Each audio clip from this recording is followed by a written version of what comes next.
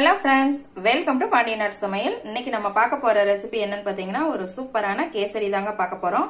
ஏற்கனவே நிறைய வகை கேசரி பார்த்திருப்போம். சேமியா கேசரி, ரவா கேசரி, மில்க் மேட் கேசரி, பைனாப்பிள் கேசரின்னு இது ஒரு டிஃபரெண்டான கேசரிங்க. மாம்பழத்தை வச்சு இன்னைக்கு நம்ம கேசரி பண்ணியிருக்கிறோம். இது ஒரு டிஃபரெண்டான சுவையில சூப்பரா இருக்கும். பாருங்க எவ்வளவு சாஃப்டா சூப்பரா இருக்குதுன்னு. இந்த சுவையான மாம்பழ கேசரி இன்னைக்கு நாம எப்படி பண்ண போறோம்ங்கறத பார்க்க போறோம். வாங்க வீடியோக்குள்ள போலாம். இன்னைக்கு மாம்பழ கேசரி பண்றதுக்காக நான் ஒரு கப் நிறைய மாம்பழம் எடுத்துக்கிறேங்க. இது நல்ல பழுத்த மாம்பழம், தோலெல்லாம் நீக்கிட்டு இந்த மாதிரி இந்த பல்ப்பை மட்டும் எடுத்து வச்சிருக்கிறேன்.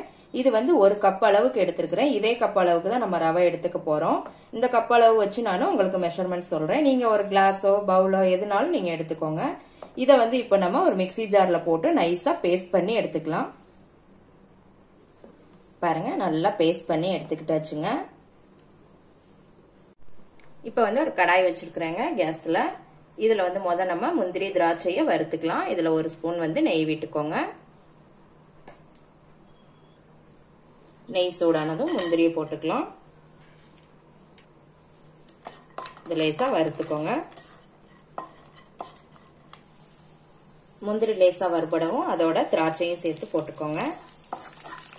இதை ரெண்டையும் சேர்த்து இப்ப வறுத்து எடுத்துக்கலாம். கருக விட்டுறாதீங்க, மீடியம் ஃப்ளேம்ல வச்சு வறுத்துக்கோங்க. இப்ப முந்திரி திராட்சை ரெண்டும் நல்லா வறுபட்டுருச்சுங்க.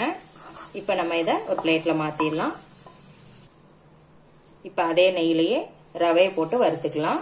எந்த கப்புக்கு மாம்பழம் எடுத்தோமோ அதே கப்பு தாங்க, ஒரு கப் ரவை போட்டுக்கோங்க.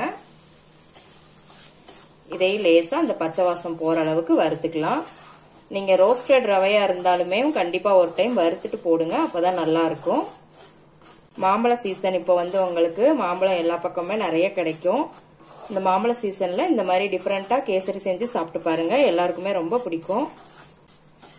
மாம்பழம் நீங்க எந்த மாம்பழம்னாலும் யூஸ் பண்ணிக்கலாங்க. உங்களுக்கு பிடிச்ச மாதிரி தான் எந்த மாம்பழம்னாலும் யூஸ் பண்ணிக்கலாம். எது கிடைக்குதோ அந்த மாம்பழத்தை வச்சு நீங்க பண்ணலாம். பாருங்க இப்ப ரவையை நல்லா வறுபட்டுருச்சுங்க. இதையும் ஒரு பிளேட்ல மாத்திரலாம். ரவை பிளேட்ல மாத்தியாச்சுங்க. இப்ப நம்ம தண்ணி ஊத்திக்கலாம். நான் இன்னைக்கு 2 கப் தண்ணி சேர்த்திருக்கிறேங்க. நம்ம ரவா கேசரி செய்யும் போது 3 கப் ஊத்திருப்போம். இது மாம்பழம் நல்லா பேஸ்ட் பண்ணி போடுறதுனால நான் 1 கப் தண்ணி கம்மி பண்ணிருக்கிறேங்க. இதோட 1 ஸ்பூன் நெய் போட்டுக்கோங்க. இதுல அதோட ஒரு 2 ஸ்பூன் பக்கம் ரீஃபண்ட் ஆயில் ஊத்திக்கோங்க. இது திகட்டாம இருக்கிறதுக்கு தான். இப்ப தண்ணி நல்லா கொதிச்சு வரட்டுங்க. பாருங்க தண்ணி நல்லா கொதிக்க ஆரம்பிச்சிருச்சு. இப்ப கேஸ நம்ம சிம்ல வச்சுக்கலாம். இப்ப இந்த ரவையை போட்டு கிண்டிடலாம்.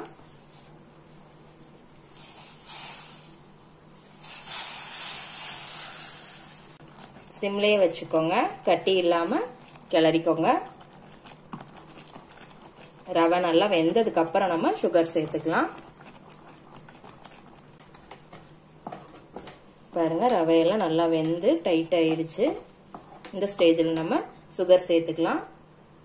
சுகர் நம்ம 1 கப் போட்டிருக்கிறோங்க. இப்ப நம்ம ஏற்கனவே ரவா கேசரிக்கெல்லாம் 1.25 கப் பக்கம் சேர்த்திருப்போம். இது மாம்பழம் நல்லா ஸ்வீட்டா இருக்கிறதுனால நான் 1 கப் மட்டும் சேர்த்திருக்கிறேன். உங்களுக்கு இனிப்பு நல்லா பிடிக்கும் அப்படின்னா நீங்க 1.25 கப் பக்கமே சேர்த்துக்கலாம். இதையும் நல்லா மிக்ஸ் பண்ணிக்கலாம்.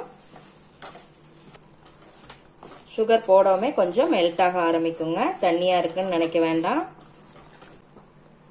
இதோட 1/2 ஸ்பூன் ஏலக்காய் பவுடர் சேர்த்துக்கலாம். நல்லா மிக்ஸ் பண்ணி விட்டுருங்க. பாருங்க நல்லா டைட் ஆயிடுச்சு. நம்ம மிக்சியில அடிச்சு வச்சு இந்த மாம்பழத்தை சேர்த்துடலாம். இதையும் நல்லா மிக்ஸ் பண்ணிக்கோங்க. நல்லா மாம்பழம் போட்டதுக்கு அப்புறம் மிக்ஸ் பண்ணி விட்டுக்கோங்க. நீங்க கலர்லாம் எதுவுமே சேர்க்க வேண்டியது இல்லைங்க. இந்த மாம்பழத்தோட கலரே நல்லா மஞ்சள் கலர்ல வரும்.